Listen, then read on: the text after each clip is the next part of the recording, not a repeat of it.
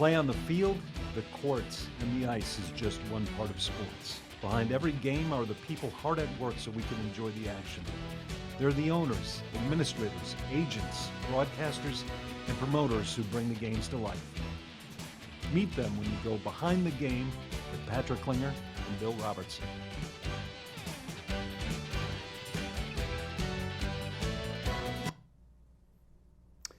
Welcome to Behind the Game. I'm Patrick Klinger, president of Agile Marketing Partners. Alongside me, a man who once shadowboxed himself and lost a majority decision, Bill, the crunching commissioner, Robertson. Hey, Bill, you look like a knockout today. Maybe a TKO. Well, let's hope it's a TKO today. Thanks, Patrick.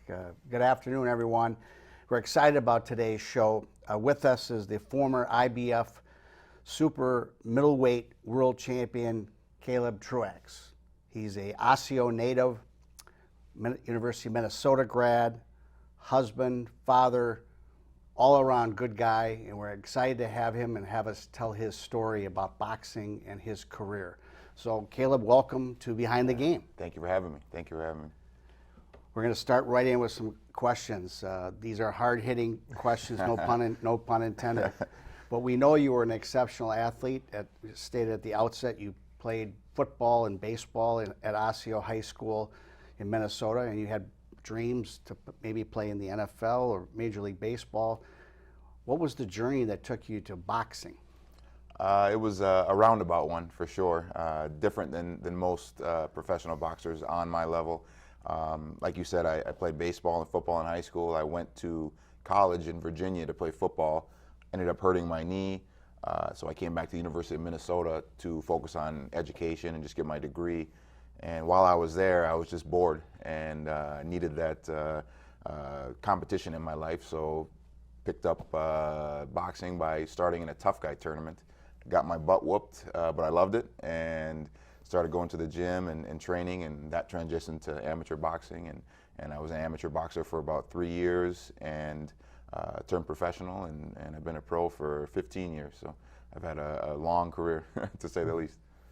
You know, Caleb, as a longtime boxing fan, I've always been curious about the mindset of a boxer, and you're getting into the ring and you're facing somebody who literally wants to knock you out. Mm-hmm. What's your mindset on fight night? You know, I tend to think that how you are outside of the ring carries over inside the ring. So if you're aggressive, go type of guy, that translates to you being an aggressive puncher, power puncher. I'm a pretty laid back guy, so I'm more of a thinker.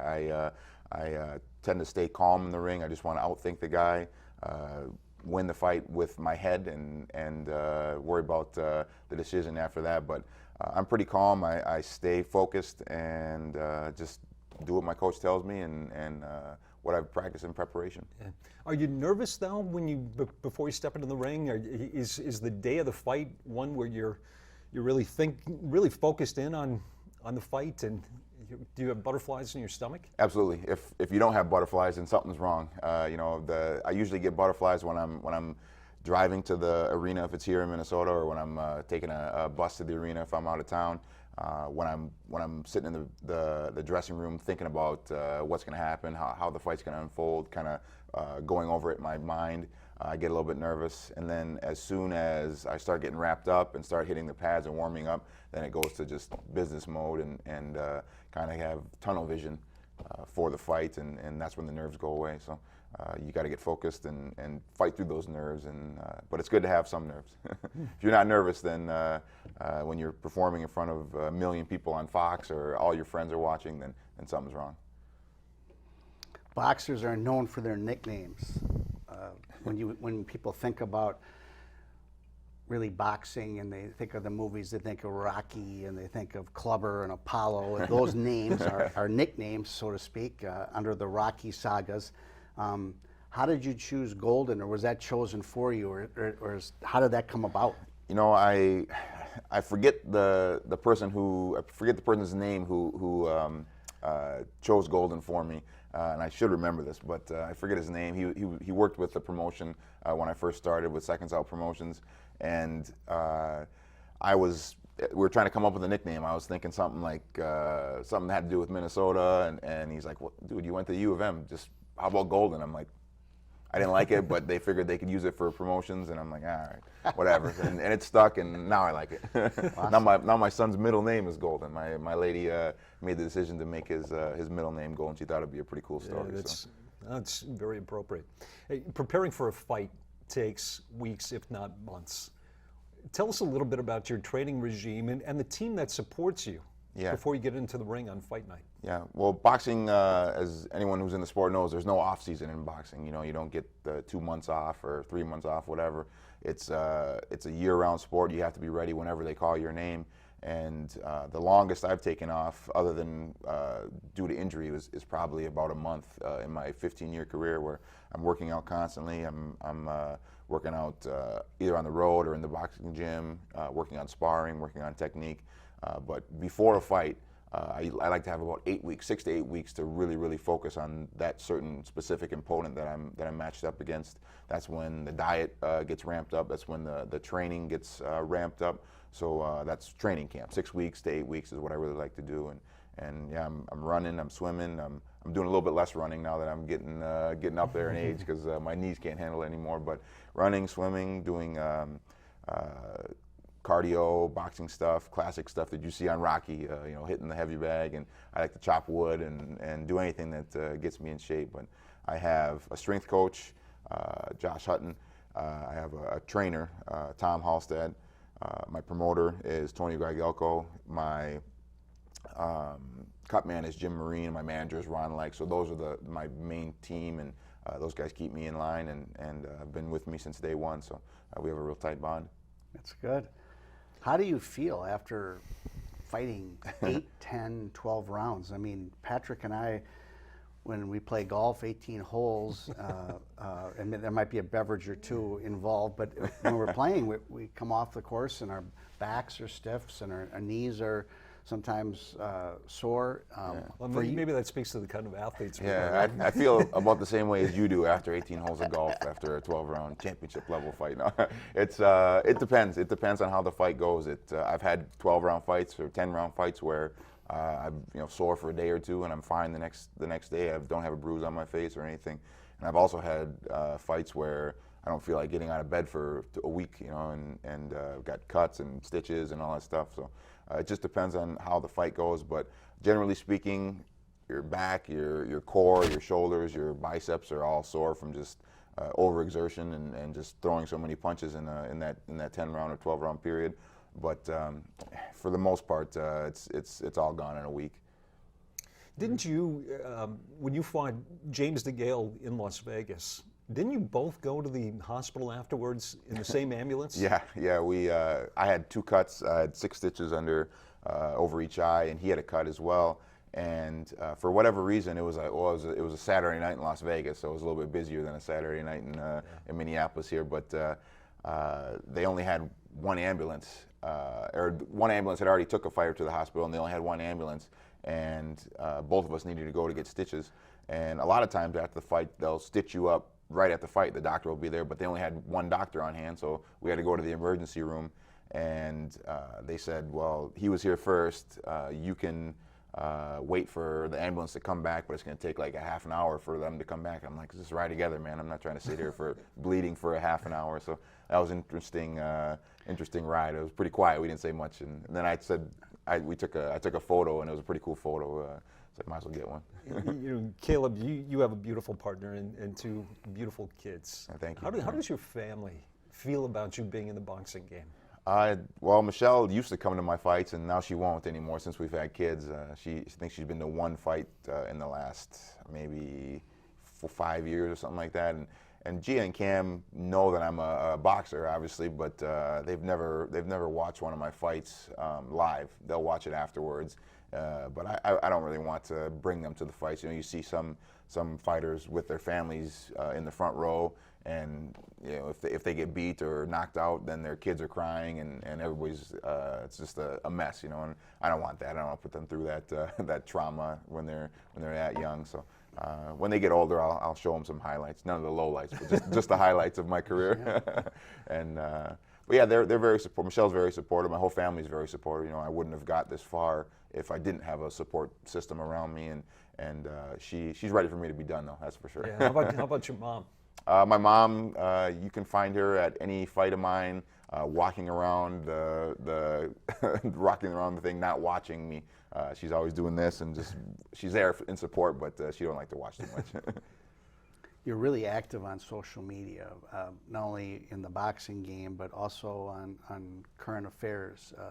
Do you feel like that's an obligation for you to get your message out on what you think is important for people to know?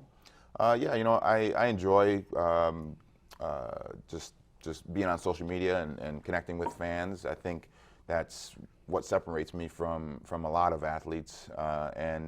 I like to be approachable. I like to have conversations about fishing, golf, baseball, football, politics, whatever, boxing, and beer. I just enjoy interacting with fans, and I think that's why I have a strong following, because a lot of professional athletes aren't as approachable as me, and they think that, or fans think they are different. I'm just a regular guy, man. I just like going to lake fishing and drinking some beers and going to the Twins game, and I just happen to punch people too,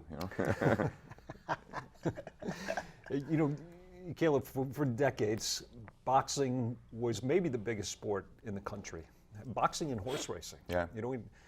There were boxers like Muhammad Ali and Joe Louis and Mike Tyson, Sugar Ray Leonard, Sugar Ray Robinson. They were hugely popular and some of the most famous athletes on the planet. Today, many sports fans would have a hard time naming a boxer. Yeah. Where does the sport of boxing stand today? And where do you think what do you think it needs to do to get back to that level of prominence that it once had? I think boxing is doing really well right now. It's doing better than it has these last few years than it was in the early 2000s or even in the start of my career. It's been back on national television. I think that's been a huge boost to ratings and to growing the sport by getting new fans, because a lot of times, in the past, the big fights were only on pay-per-view, and a casual fan is not going to pay $70 to watch two guys that they might not know who it is box. Whereas if the fight is on ABC or NBC or ESPN, you can just turn the channel on and, this is a good fight. There's a really good fight on this Saturday, Joe Smith versus Artur Beterbiev. It's a light heavyweight championship match, and it's on ESPN. So I think when the sport can be seen for free or for regular cable prices instead of pay-per-view, I think that's done a huge job to grow the sport these last few years. And it's a worldwide sport, and a lot of times guys that come over from Europe bring huge fan bases over from Europe or from South America. They come up, Mexico they come up. So it's in a good spot. It's in a good spot.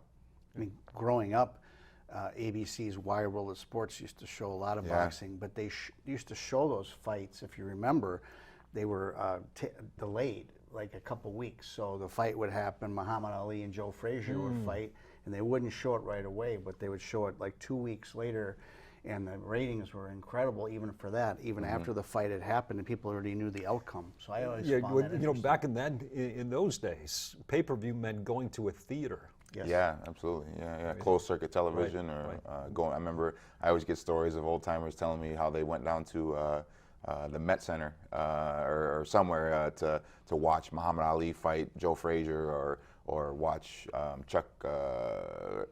Scott Ledoux fight Larry name? Holmes. Larry Holmes. Yeah, and just we've gone away from that. They do show fights in the movie theaters now, some of the real big fights, but again, it's pay-per-view. You have to pay $50 or $30, whatever it is, to go see it. But I think my promoter, Premier Boxing's done a good job of getting fights back on NBC, and Top Rank Boxing's got the fights on ESPN. So I think that's the best way to grow the sport, and it's definitely helped the last few years. From your opinion, mixed martial arts, has that helped boxing, hurt boxing, or is it all one under one big umbrella? I get that question a lot, and the best answer to that is they're two different sports. I think I'm not super interested in mixed martial arts. I watch the big fights, but I don't really follow it closely. Just not my thing. I'm biased, obviously, but it doesn't hurt it, and I don't know if it helps it or not. It's a combat sport.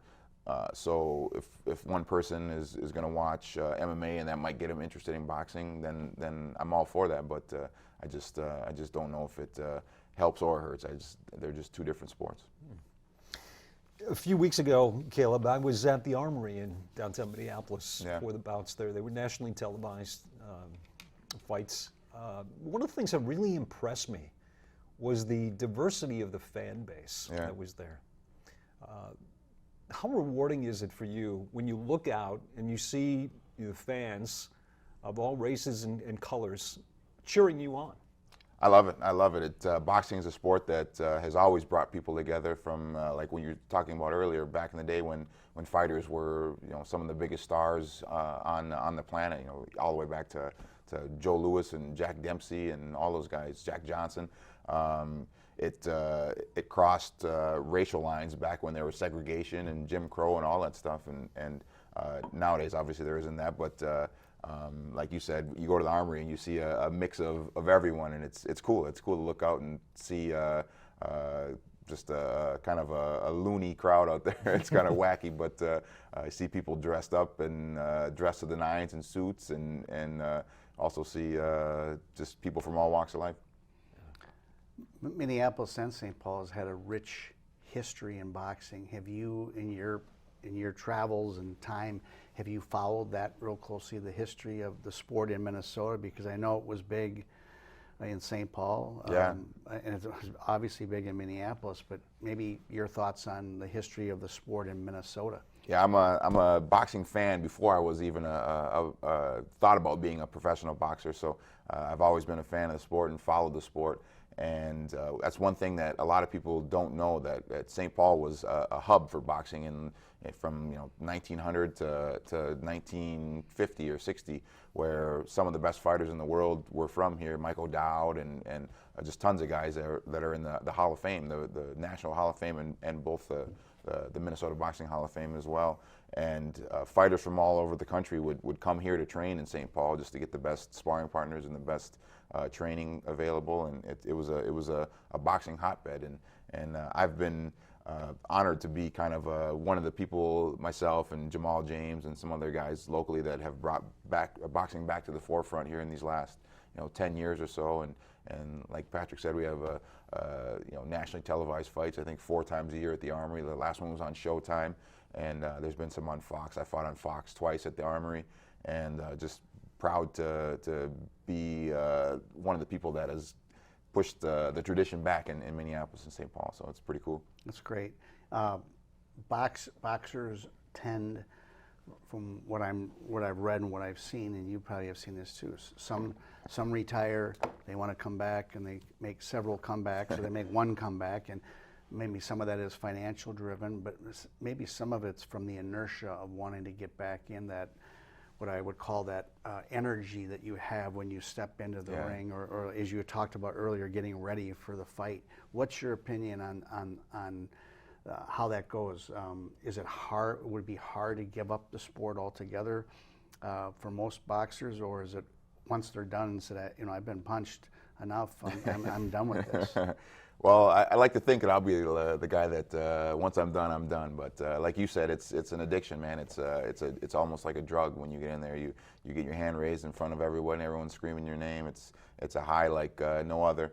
And unfortunately, guys do come back and fight when they should be retired, and whether that be from the addiction or financial reasons, it doesn't go well very often.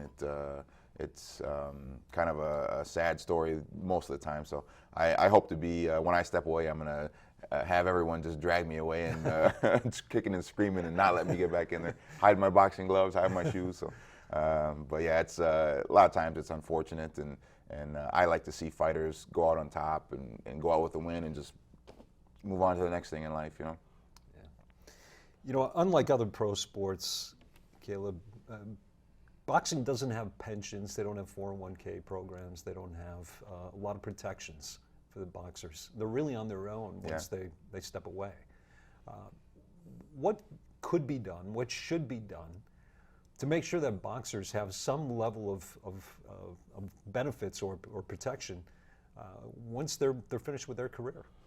That's a huge point of contention in the boxing community right now, and there's lots of I shouldn't say lots of, but there's been some talk of unionizing fighters just to give them protections, whether it be pensions or retirement plans or anything, just health insurance, anything. None of the talks have went anywhere, but it's something that I would like to see because, like you said, there's no MLB structure or NFL structure to help fighters coming in or going out, and boxers end up, a lot of them end up broke, a lot of them end up just down and out after their careers, and most fighters come from backgrounds where they don't have an education in financial literacy or anything to help them prepare for life after boxing. So that's one thing I would like to do when I'm done boxing, is help younger guys. Just this is what you need to do to prepare yourself for life after boxing, whether it be career training or financial literacy. So I'd like to help guys in the sport after I'm done, but it's a very important point in the sport right now. I think you'd be very good at that. I mean, your background too is so diverse. You have your degrees from the University of Minnesota in sociology, African American Studies, and poli-sci. Yeah. That's amazing. 3 degrees. Is there a future for you potentially as a business owner or in politics? You know, if you'd asked me when I was getting out of college if I wanted to be in politics, I would have said yes. But the current political climate of our country, I think I'm gonna stay out of politics. Fair enough. But yeah, that might be even rougher than boxing. Yeah, I get punched enough. I don't need to get punched anymore.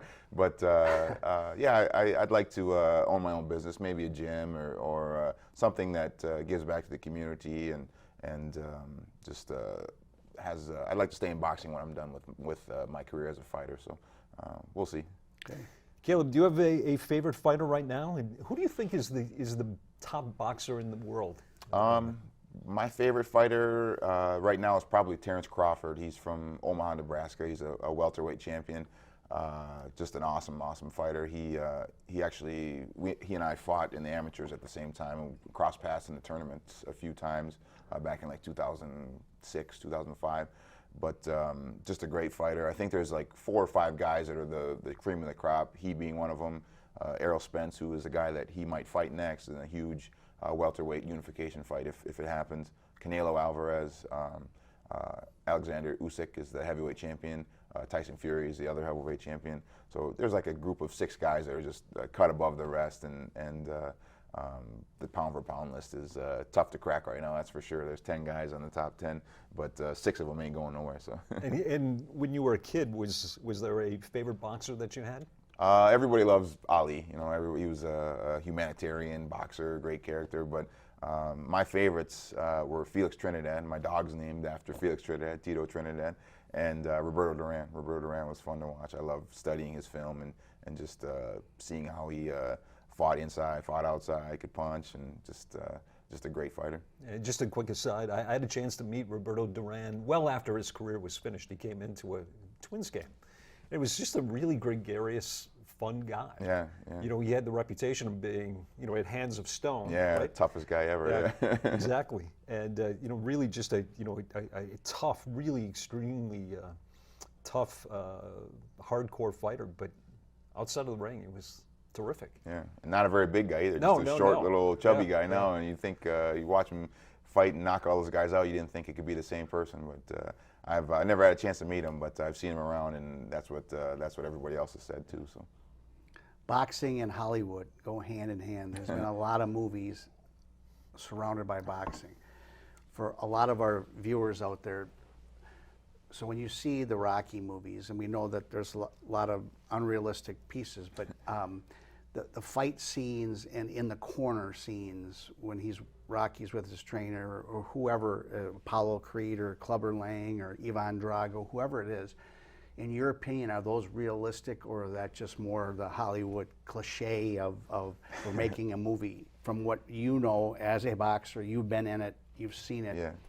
I love Rocky. I grew up watching Rocky before I even had even twinkle about being a professional fighter, but no, they're not. They're not realistic at all. You can't get hit that many times with that many clean punches and still be standing upright. That's for sure. And there's not too many boxing movies that are realistic because it's just dramatizations, you know. One other point to that: when you get into the corner after you've boxed for 2 or 3 rounds, and your trainer and you got your cut man, and people are talking to you, can you actually focus on what they're saying? Or is that really hard to do? Or are you looking to see if the other guy across the ring is still going to be able to get up and all that? Or what happens in that moment? You know, I know some fighters who can't focus and everything's kind of a blur. But like I said before, I'm a pretty calm guy, and even in the ring, pretty calm. And I've always been able to focus on my trainer, Tom Hall said. He's always telling me, you know, what he sees, what I'm doing, what I can do to take advantage of what he sees from the other guy. I can hear my manager, Ron Like, all the time. And for some reason, whenever I'm fighting, I can always hear, like, one random person in the crowd. Other than that, it's tunnel vision. Like, if somebody has a strange voice or a higher voice, then I can hear that person the whole time, and that's it. It's just tunnel vision other than one person in my corner. Speaking of Hollywood, have you considered a career in? I would love to be in a boxing movie. Somebody, you can be my agent. You can call up somebody in Hollywood. Rocky 6. Yeah, Rocky, Creed 3. Creed 3, yes. Right. Yeah, terrific. Well, let's talk a little bit about some of the things you do outside of the ring. You're involved with Lupulin Brewing. Yep. You've got your own beer. Yeah. And you were telling us before we started taping that you've got a couple of other beers that are on the way. Yeah. So we started with 8 Count. It's a hazy IPA. And then we moved on to 10 Count that came out last December, I believe. That's a black IPA, double IPA. And we're in the works of making a new one as well. So I think this next upcoming year we'll have 3 different releases. I'm not sure what they're going to be yet, but we're working on it. All the mad scientists at Lupulin Brewing in Big Lake are working on the recipes. And yeah, I'll probably have to move up to a heavyweight after we're done with those, but it's okay. And hobbies? Spending time with my kids, and I love fishing, I love golfing, just being outside and hanging out with friends when possible, and that's about it. And my daughter's 6 and my son is 3, so they take up most of my time, but just being outside and enjoying sports and enjoying the weather. You're in an individual sport in boxing where it's you against another person. What is from your perspective as a team, who's your go-to team that you want to watch on television or go to the event? Is there one team? Well, I'm a big diehard Steelers fan for football, and then Twins and Giants for baseball. I was a big Barry Bonds fan when I was a kid, so the Giants were my second team. And I'm a diehard Twins fan, so I love baseball, and that was my first sport, and still probably my favorite sport. We're just about done. One more fight left in you? Hopefully a couple more. I want to be done before I'm 40. I'm 38 now, going on 39. I want to have one this summer, and then one as soon as possible after that, and see what happens. And like I said, I don't want to stick around too long. I don't want to be the guy that comes back after a couple years and gets my butt whooped again for no reason. But a couple more left in me. All right, terrific. Hey, Caleb Golden Truax, Yeah. thanks so much for joining us my today. pleasure. Thank you. Really Thank you for appreciate having it. me, Billy, guys. always great to see you. You too. And thank you for watching Behind the Game. We'll see you again next month.